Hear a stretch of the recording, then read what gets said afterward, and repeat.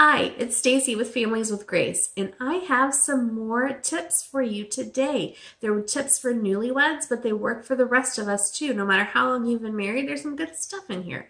Once I started thinking about the advice I would give to a couple of my friends who got married last year, I have kept coming up with ideas.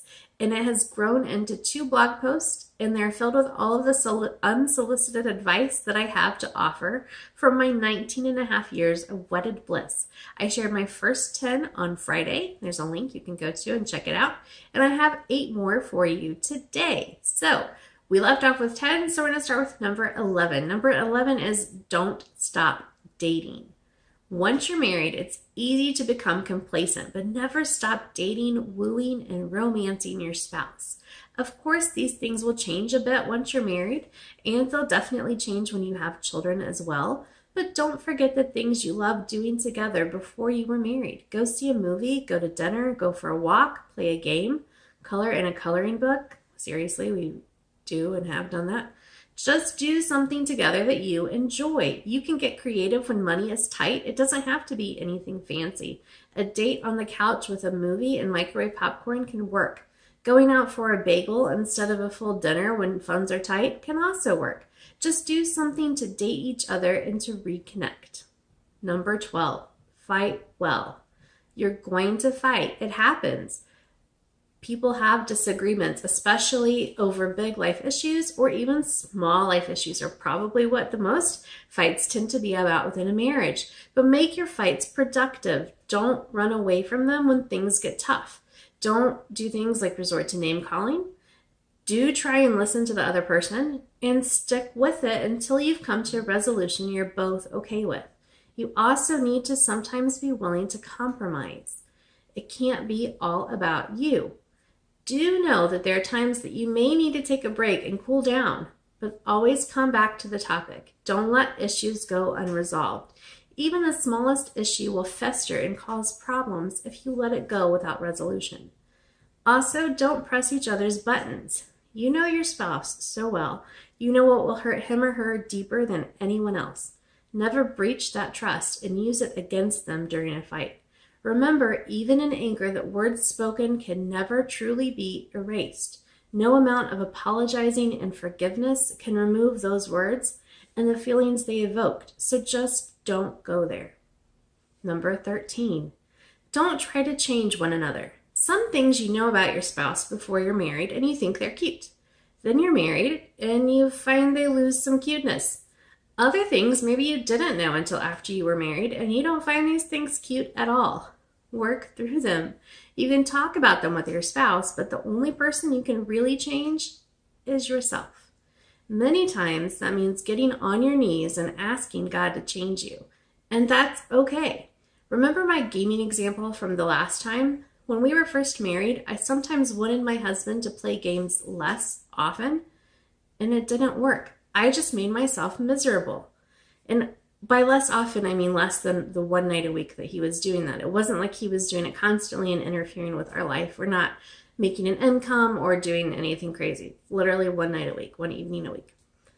This was a part of him I knew about before I said I do. I knew that he liked to play games. I knew that he and his friends got together usually once a week and did so. However, I had made myself miserable about it. So once I changed my attitude, it all worked out. And now gaming is actually a hobby that we enjoy together. It's also a hobby he still enjoys on his own sometimes. And I take that time, I embrace it, and enjoy doing the things that I like to do alone, like reading, or even maybe going shopping or meeting up with a friend. Does it help that he makes our family a priority over his games? Most definitely. If not, then we really would have a problem that we'd have to continue to work through and fix. We've learned how to work it for the good for both of us. Number 14. At the same time, be aware that you both will change. Just make sure that you change together. My husband and I got married young. I was 20 and he was 22. We've gone through many life transitions together. We started as college students, then we evolved into young professionals, then we morphed into parents of babies, and now we are settled into parenthood of school-aged children. I'm not the same Stacy I was when we got married. My husband, Chris, is not the same Chris he was when we got married. We've both grown and changed as we've lived life. But we've grown together. Each stage of our life has brought its own challenges. In the early days, we would struggle to connect in the midst of going to classes, studying, and working. Then we struggled to connect when I was dealing with some health issues.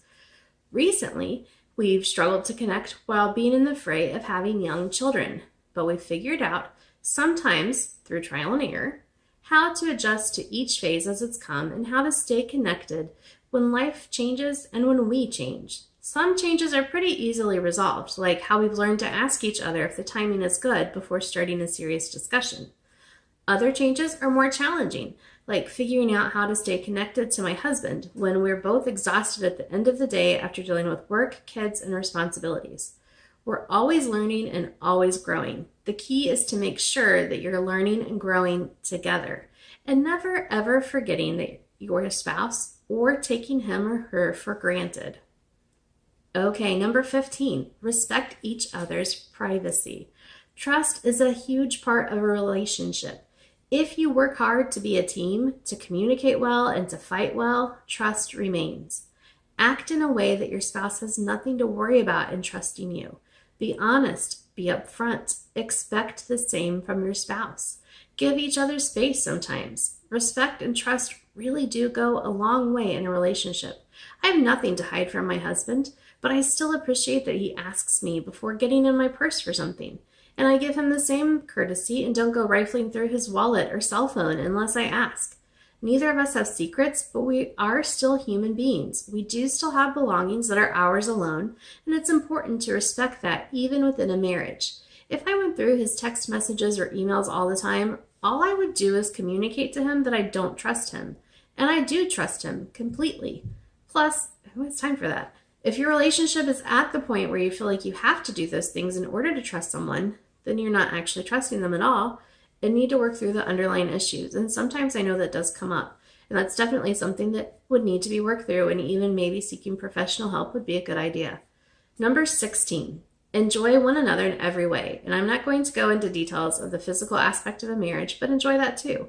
And never use that against one another. Just enjoy your relationship. Enjoy your physical bond, your emotional bond, your spiritual bond, and your friendship bond. Marriage is meant for the long haul. Enjoy it. Number 17, keep a sense of humor. Laughter can diffuse any situation.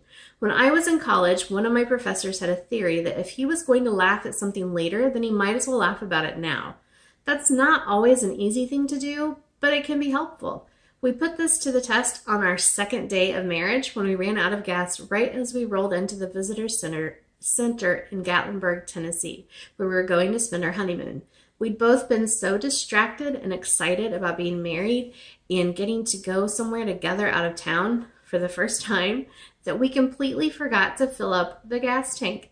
It gave us a bit of a chuckle then, and it still makes me smile to remember those kids we were.